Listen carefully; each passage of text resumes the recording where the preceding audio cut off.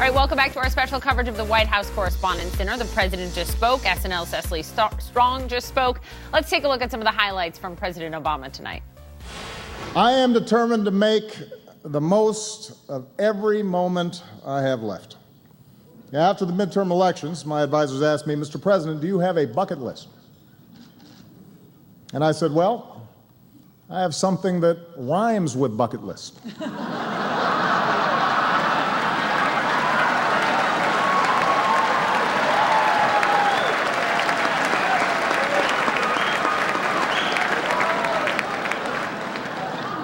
Take executive action on immigration?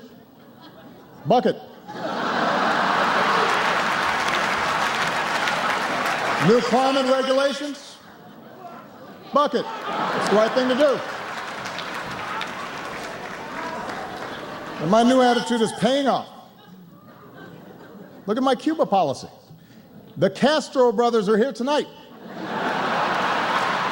Welcome to America, amigos. ¿Qué pasa? What?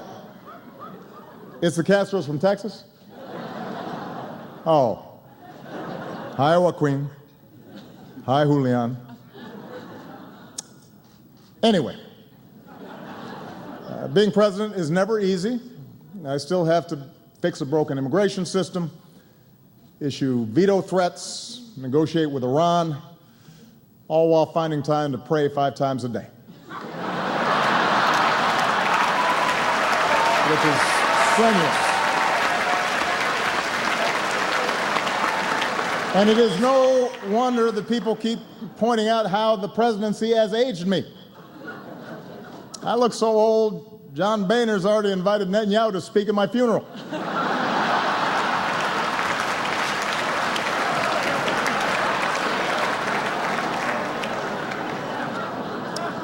Meanwhile, Michelle hasn't aged a day.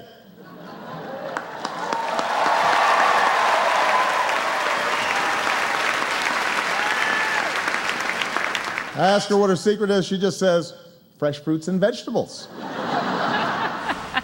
And that was just the beginning of it. Let's go back to the red carpet there at the White House Correspondents' Dinner with Brianna, Keilar, and Peter Hamby. Bree, what do you think? How'd he do? I thought he did pretty well, and talking to Jon Favreau, who's been so instrumental in doing a lot of the president's jokes throughout the years, it was interesting. You said that a lot of people have input, but that bucket list joke doesn't... Yeah, it was someone who was working on the speech, a friend of theirs had the joke, and then the president kind of ad-libbed and added some of it to immigration bucket, climate bucket, like that was his. So it was a good, I love that joke. So it's a really sort of organic process that really shows it just with that joke. Whatever ends up being the funniest, we include it in the speech. So.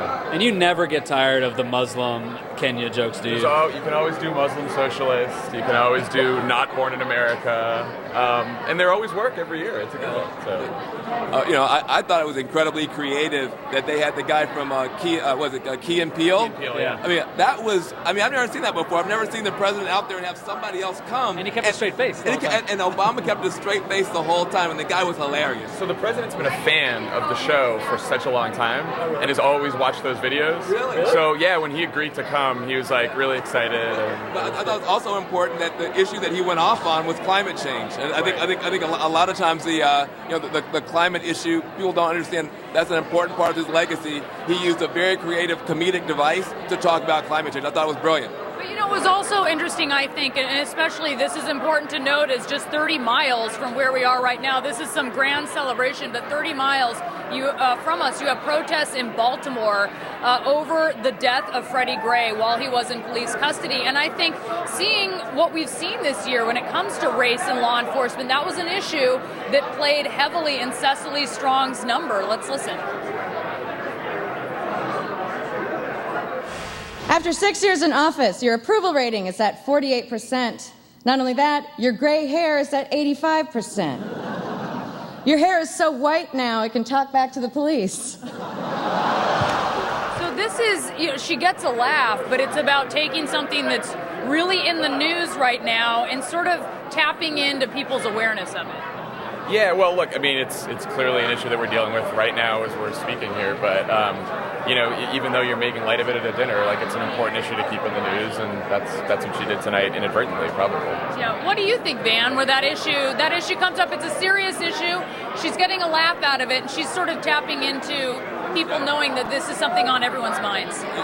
For a long time, President Obama really tried to avoid talking about race, and increasingly you see that as the country is, I think, trying to grapple with these issues, he's willing to talk about it a lot more. I thought for her, that was one of her best lines of the night. Yeah. You saw the entire crowd responded, both left and right. They kind of got the joke.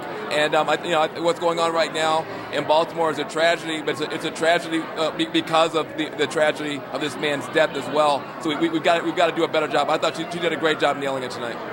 Poppy, what was your favorite part? My favorite part was that Cecily Strong went there, because when I interviewed her, she told me she wasn't going to be mean and that there's a lot of ridiculous things to make fun of in Washington, like, the lack of getting a lot done, and she talked about the religious freedom laws, but she went there on so many jokes, Brianna. I was really, she went there and her delivery was impeccable in my non-comedian's opinion. I thought she did a great job. I do want to play this sound for our viewers, just a little bit of one of her best moments of the night.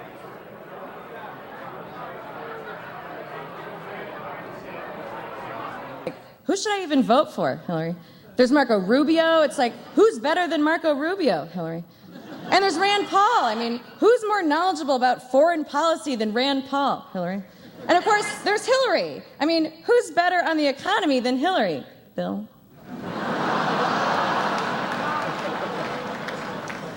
Hillary's campaign slogan is, "It's your time," which I assume is what she says into a mirror while she's deadlifting 200 pounds.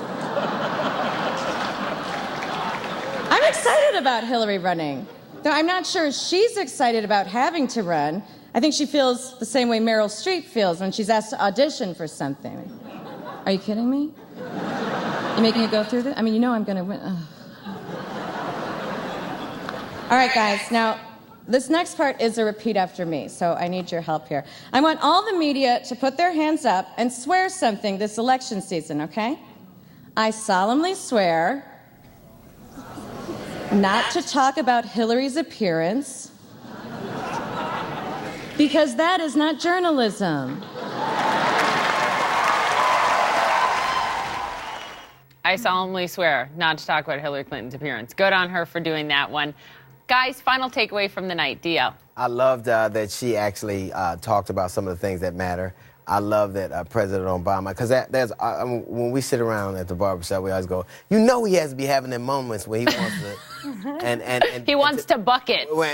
And tonight he did a lot of that. You saw that even with the Key and Peele thing, which is always a funny bit when he does it by himself, but juxtaposed with the president, They had you can a see straight face the whole time. And you got the sense that he was nailing it for him. So, and then at the end, when he had, because I'm telling you, black people all over the country want to see a little righteous indignation. I think under the auspices of a funny night, it was great to see. Laurie, what did people like? What did they hate online? I think everybody loved Obama's speech. Everyone thought it was hilarious. I think, some people hated Cecily. I think either way, both of them said some really funny things. I thought it was a pretty good show. Here's what you thought. Let's look at the poll results. We asked what you thought of the president. Let's pull it up. Oh, wow.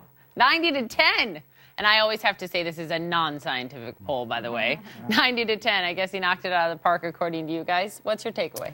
He was great. The one thing I did notice is it's always sort of interesting to look at the jokes whenever the entertainer's on that he chooses not to laugh at. The only one I saw him not laugh at was the jokes about the Secret Service, because obviously they protect him on a day-to-day basis. So I think he thought that was the kind of joke that the president should not be seen laughing at, and he didn't. All right, let's look at Cecily Strong versus the president. Who was funnier? Pull him up here. Yeah, 35% Cecily Strong, president 65%. He's had 7 shots at this, and this is her first, so I'd say that's doing pretty well. Errol Lewis. Yeah, well, it's interesting. I thought the Secret Service joke was striking because that's where she went into this whole issue, the Black Lives Matter issue, that is big in the nation, big in the room, and nobody else went near it. And she said, Secret Service is the only law enforcement agency that can get in trouble if a black man gets killed. It was interesting in my interview with her ready for this. She said she probably wasn't going to talk about race relations. She was going to talk about a lot of women issues, which we saw her do, but she did go there. And I think, I think a lot of people say she went there, and as DL was saying, he's glad she did. Quickly, 1 minute left. Take. No, I thought this year was funnier than last year. I think that I was saying this to DL during the break, that I think it was tough for Cecily to follow the president and the Key and Peele shtick, because it was so funny. It had never been done before that I'm aware of, where you've had two comedians kind of competing almost for the laughs with that, and that it's a tough act to follow after the president anyway. But I think that was a little tough for her, which is probably why it was reflected there, 65-35, but it was overall, I think it was a pretty good night. It was a fun night. It was fun. Guys, thank you for being here. I had a blast. I appreciate it. Tara Setmayer, DL Hughley, Laurie, Segall, appreciate it. Patrick, Gavin, Errol, Lewis, my friends in D.C., Brianna, Peter, John Favreau, Reggie Lewis, you guys were great. Thank you. Have fun at the parties for both of us, please, because I can't be there. Thank you all for spending your night with us for our special coverage of the White House Correspondents' Dinner. Much more after this.